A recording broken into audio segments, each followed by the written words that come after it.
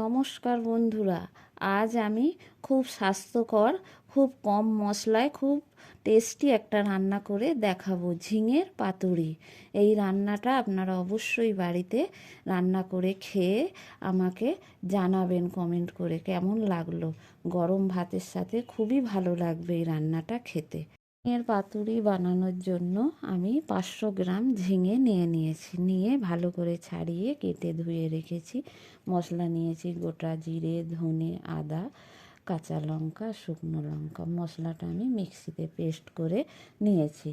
নিয়ে আমি ঝিঙের মধ্যে দিয়ে দিয়েছি 2 চামচ মশলা, দিয়ে দিয়েছি হলুদ, দিয়ে দিচ্ছি বড় চামচের প্রায় 1 চামচ মতো কাঁচা সরিষার তেল। দিয়ে আমি মশলাটা খুব ভালো করে ঝিঙের সাথে হাত দিয়ে মেখে নেব। লবণ দিইনি, লবণ দিলে জল ছেড়ে যাবে বলে পরে দেব। খুব ভালো করে মেখে 1 ঘন্টা মতো আমি রেখে দিয়েছিলাম। এবার কড়াই গরম হয়ে গেছে, কড়াইয়ের মধ্যে আমি দিয়ে দিয়েছি মেখে রাখা ঝিঙেটা, দিয়ে দিলাম লবণ আর সামান্য একটু মিষ্টি।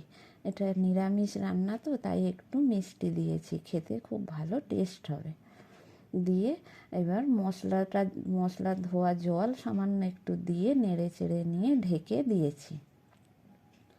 ঢাকা খুলে নিয়ে দেখুন কতটা জল ছেড়েছে।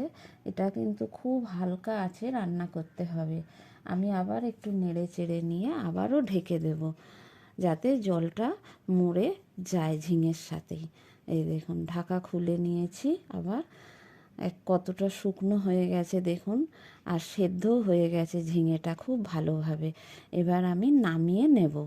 নামানোর আগে আমি উপর থেকে ছড়িয়ে দিচ্ছি একটু কাঁচা সরিষার তেল, দিয়ে খুব ভালো করে খুন্তি দিয়ে নেড়ে চেড়ে নিয়ে আমি নামিয়ে নিয়েছি ঝিঙের পাতুরি।